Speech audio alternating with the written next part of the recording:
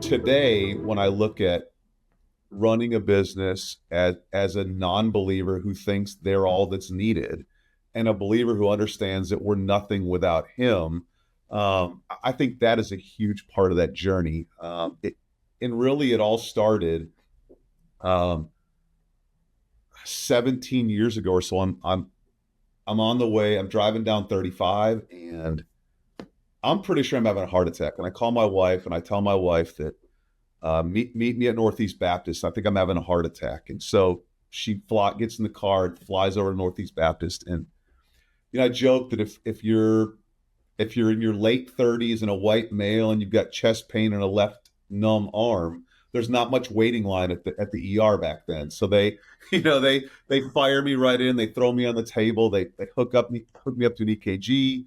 They do a million tests. They even do a treadmill test, Joel. And you know what I learned then and what I know now is that the problem with my heart was the Lord wasn't in it.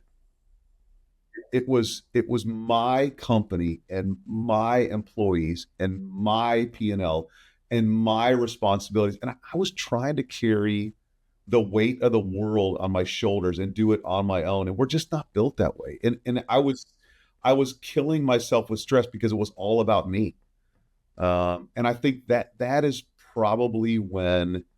So a few months after that, the Lord really steps in with people in my life to begin that faith journey that has now led me here. So if it had not been for my wife and our first employee and my business partner, I am nearly certain I would not be sitting here today. I'm nearly certain we wouldn't be in business 20 years.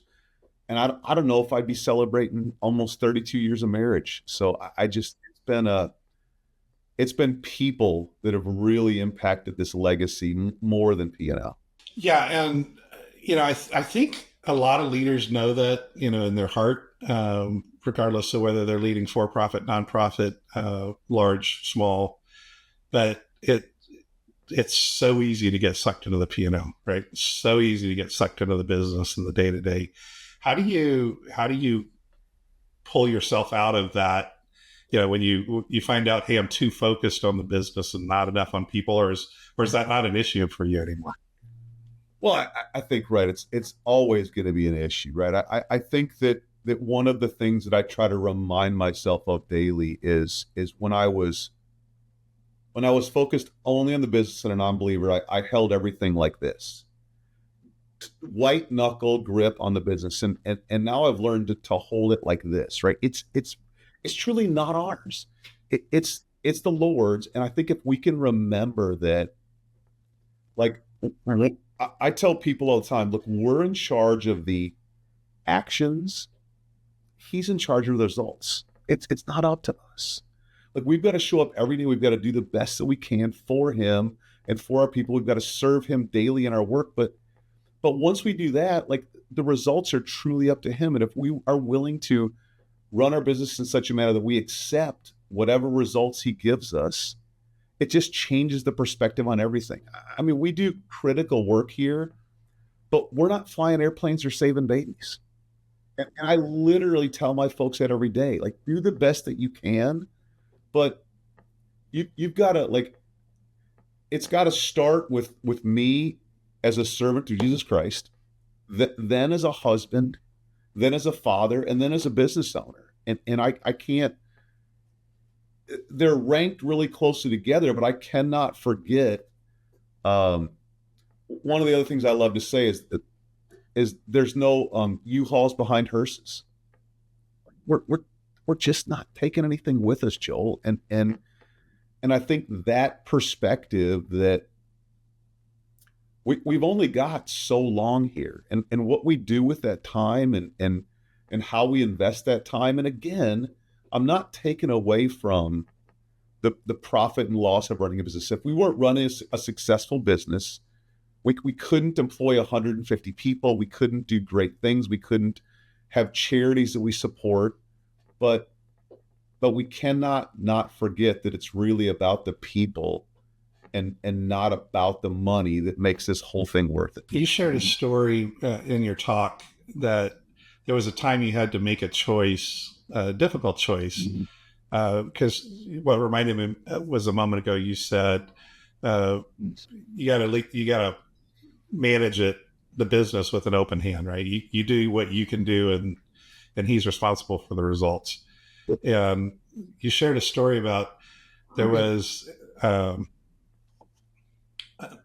customer that you had, and some things were uh, not kosher, Yeah. and so you made a tough call. And actually, there's been a happy ending, and I don't want Yeah. to say too much. So, No, uh, I really appreciate it. In fact, it was that was all happening as I was preparing for the talk. So it couldn't the timing could not have been better. But to back up, about 3 years ago, 3.5 years ago, in sort of the middle of COVID, um, one of our largest prime contractors, we're defense contractors. So sometimes we work directly with the government.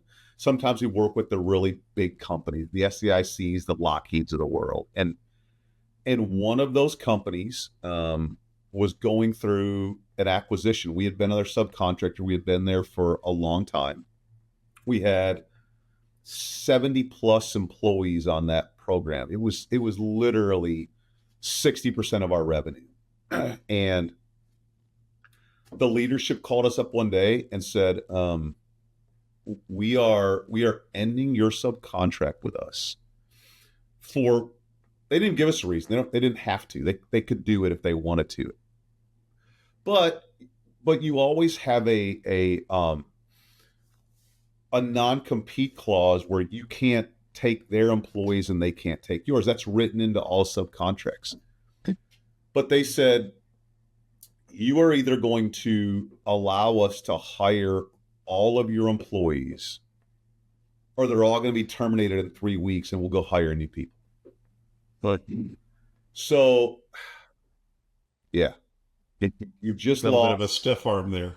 you've just lost 60% of your revenue. Now the decision is, do we give up all the people we've hired and interviewed and recruited and relocated and spent training on and resources on? Do we just walk away from that, or do we fight them and probably still lose? And I think, Joel, the point that I brought up in that discussion was that if you're holding it like this, it's screw those guys. We're going to fight them, and we're going to do whatever it takes. And if those employees lose their jobs, they lose their jobs. But when you're holding it like this and it's not yours, we made the decision that we would personally call every one of those employees and tell them to take that new job because they needed to feed their families, and eventually we'd be okay. And it was tough, but I think that when you have the right perspective, it's not really that tough. You just if you run your business well, but you also follow your heart and you know whose you are, those tough decisions aren't that hard. So we made the decision. We called every one of those employees. We lost all that work. But right about that time, we started winning some other work. Within a year or two, we had recovered our revenue. And sort of the part of that full circle story that I mentioned in our talk, Joel, was that probably about 2 months ago now, one of the executives from here in San Antonio that I had a close relationship with emailed me completely out of the blue. And he said, "Hey Shane, do you remember me?" Like, yeah, like I don't remember you. And he said, Yeah, you took 60% of my business. he said, the contract is coming back up for recompete. I would like to right some of the wrongs of the leadership in the past. We want you guys back on the team for the new contract. And it was just, it was an email, Joel, I never thought I would get. And all glory to God right now. He didn't have to do that. the story would have been the story, whether that work came back or not. But I think in this case, it just does present a story of, if we're faithful and if we follow him in everything that we do, things can come back around. That work starts in January. It's a huge contract for us for the next 5 to 10 years.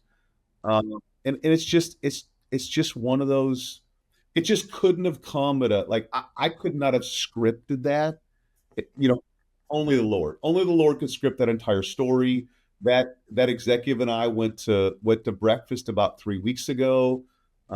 Things are rolling along great, and we're gonna do a bunch more work with that company. So it was just, again, you could not write that script for that to happen. In fact, I showed the email in that talk you were at, just because it's one of those things where, yeah, right, sure, Shane, this is Hallmark, come on. Thanks for joining us for this episode of A Leader's Journey podcast. If you enjoyed it, give us a thumbs up and remember to subscribe to our channel.